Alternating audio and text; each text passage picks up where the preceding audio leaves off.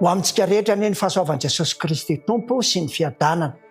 Anatanteraka izao fandarana hitondrana fampaherezana ho antsika izao isika ka atompontsika amin'ny alalan'ny vavaka izany. Ry Ray Masina tsara indrindra an-danitro, hatrany hatrany dia misaotranao izahay satria lehibe sy mahatalanjona ny fitiavanao sy ny asanao eo amin'ny fiainanay. Ankehitriny dia irinay ny fananao masina, ampianatra anay, hanokatra ny foa maham-panahinay ho amin'izao teninao masina izao. Koa dia mitenena Jehova ho fa vonona ny ainanao izahay. Ny anaratsinao ny angatahana izany. Amen. Mandehana amin'ny famendrehana, izany no lohahevitra ho amin'izao fampaherezana izao. Hampirisihan'ny tenin'Andriamanitra isika andeha araky ny famendrehan'ny filazantsaran'i Jesosy Kristy. Zany hoe ny fiainantsika sy ny afatra toroitsika dia tokony lasitra anankiray ihany, fa tsy hoe ny zavatra toriana sy inona dia samy hafa amin'ny fiainantsika.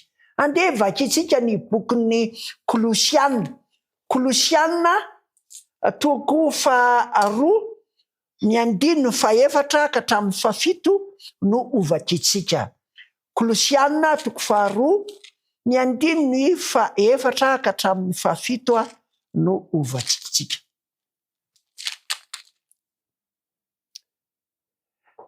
Ary izany no lazaiko, fandrao isy hapadiso anareo amin'ny teny toa marina.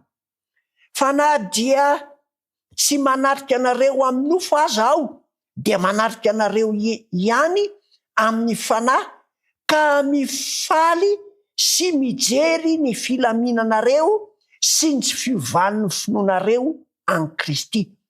Koa tahaka ny nandraisanareo any Kristy Jesosy Tompo, dia mandehana ao aminy arak'izany koa, ka mamaka tsara sy miorina mafy ao aminy ary tafatoetra amin'ny finoana, ary toy efa nampianarina nareo ka mahazo toa amin'ny fisaorana. Izany teny izany dia ananaran'ny Paoly ireo mpino tao Kolosy. Misy fampianarana zany mahadiso hevitra dia tandrina tsara. Ary rehefa diso manko ny zavatra hianarana sy inona, dia tsy mandeha arak'izay ihany koa ny fiainana sy ny fitondran-tena hatramin'ny fisainana. Dia mampitandrina zany ny apôstôly Paoly.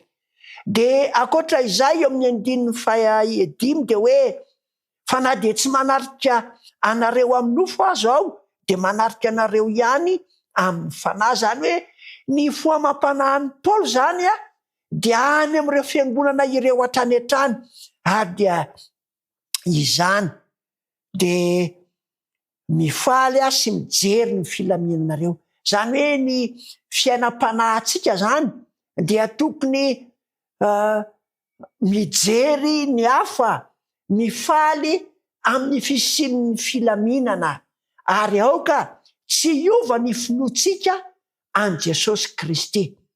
Fa tahaka ny nandraisantsika an Jesosy ihany no mendrika andehanantsika ho aminy. Ny ho tonga kristianina dia toa mora kokoa noho ny mitoetra ho kristianina. Fiheverana mety ho diso ve izany? Fa ny tenin'Andriamanitra dia milaza hoe na ny miditra ho kristianina na ny mitoetra ho kristianina dia tsisy hafa fa voatahiry eo amin'ny Kristy. Ary ny fampiasana ny finoana tamin'ny nandraisana azy ihany no andehanana mandritry ny androm-piainana, araky ny tenin'ny Paoly ao amin'ny Romanina toko 1:4 sy 12 hoe, fa tsy mianatra amin'ny filazantsara aho, fa herin'Andriamanitra ho famonjena zay rehetra mino izany na amin'ny jiosy na amin'ny jentilisy.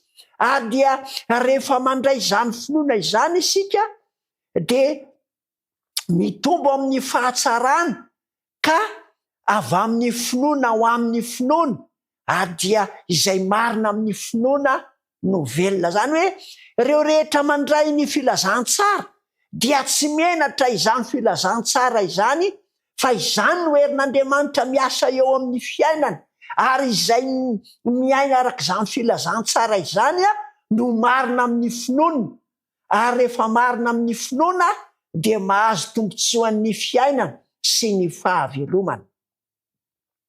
Paoly dia name ohatra velona ny amin'ny finoana, fa ny finoana ny filazantsara dia tsy ny ambambany Paoly mihitsy ny fiainana aminy. Andeha hamaky ampahany amin'ny satonam-piainan'ny Paoly isika.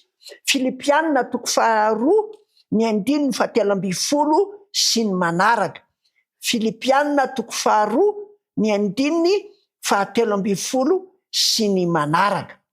Fa Andriamanitra no miasa ao anatinareo, na ny fikasana na ny fanaovana hahatanteraka ny sitrapony. Zany hoe ny fatongavana ho kristianina sy ny fanatanterahana ny fiainana kristianina dia hery omen'Andriamanitra atsika, fa Andriamanitra no miasa aty anatsika, na ny fikasana na ny fanaovana hahatanteraka ny sitrapony.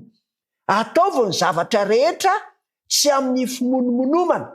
Asaon'Andriamanitra miaina amin'izany isika, mba tsy ho ny 9:20, mba tsy ho manatsiny sady tsy misy fitaka ianareo dia zanak'Andriamanitra tsy manana didy eo amin'ny firenena meloka sy maditra izay isehonareo tahaka ny fahazavana eo amin'izao tontolo izao, mitana ny tenin'ny fiainana mba hisy ho reharehako amin'ny andron'i Kristy. Zany hoe mandeha amin'ny famendrehana, mitana ny tenin'ny fiainana. Zany hoe ity tenin'Andriamanitra ity zany dia tazonina foana na inona toe-javatra mitranga, na inona toe-javatra misy eo amin'ny fiainantsika. Dia iverenantsika ary amin'ny Kolosianina hoe ahoana moa zany hoe mandeha araka ny famendrehan'i Jesosy Kristy. Kolosianina 1:7-12. Ary noho izany izahay koa hatramin'ny andro nandrenesanay dia tsy mitsahatra mivavaka sy mangataka ao anareo mba ho fenoana fahalalana tsara ny sitrapony ianareo amin'ny fahendrena sy ny fahazavan-tsaina rehetra avy amin'ny fanahy masina.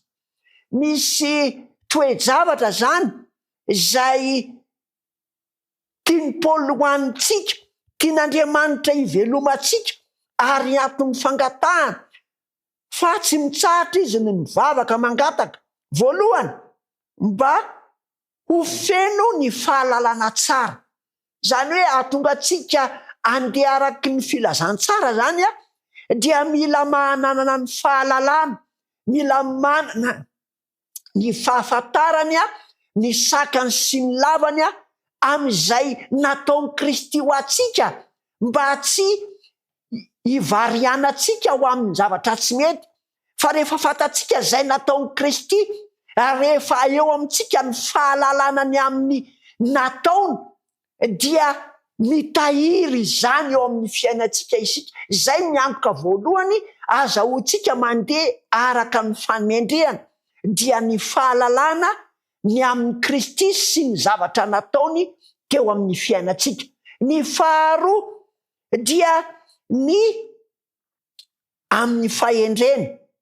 Ny fahendrena dia fahaiza miaina manome ny fahaizana eo amintsika zany dia ampiasaitsika mba hamendrika atsika ihany koa. Ka na inona sotoavina sy kolotsaina izay eo amin'izao tontolo izao dia tsy hanaritsika ny sotoavina ara-baiboly izay ananatsika. Ary izany sotoavina ara-baiboly araka n'Andriamanitra izany ny fahendrena lehibe. Ka ny hoe mandeha amin'ny famendrehana araka ny filazantsara zany dia hoe tsy manao ambany zavatra ny sotoavina araka n'Andriamanitra ho ambany noho ny sotoavina maha-olombelona sy ny fiarahamonina amin'ny fahendrena.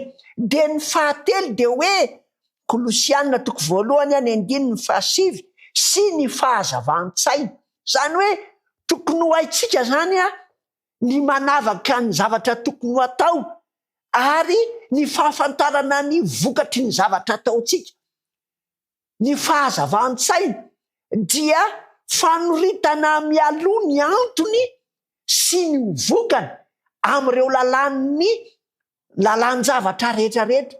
Fa raha ohatra zany tsika tsy manana fahaizana manavaka ny antony sy ny vokany dia manjary mananao fahatany ao anatin'ny izany fanarahana ny filazantsara izany, anka mandeha amin'ny tsy fahamendrehana. Raha sanatria zany tsika tsy manana n'io fahazavan-tsaina io dia resy. Toy izatsika ny 10 mba andehananareo mendrika ny tompo, anaovana ny sitrapony amin'ny zavatra rehetra. Mba andehananareo mendrika ny tompo, anaovana ny sitrapony amin'ny zavatra rehetra dia mahavokatra amin'ny asa tsara rehetra sady mitombo amin'ny fahalalana tsara an'Andriamanitra. Zany no fananotanterana hita ato amin'ny 10 andehanantsika mendrika ny tompo. Ny famendrehana amin'ny fandehanana araky ny filazantsara zany dia iantohana iantohan'ny fahalalana tsara ny Jesosy, iantohana avy amin'ny fahendrena iainantsika ary avy amin'ny faharanita-tsaina sy ny fahazavan-tsaina. Zany hoe tokony hanana fahatokina isika. Ny fanohatra amin'ny hoe mazava saina manko de hoe mahitsaina, na hoe tsy manana fahatokina, miovaova tsy mety zany, fa aoka azava amintsika foana ny fahazavan'ny filazantsara.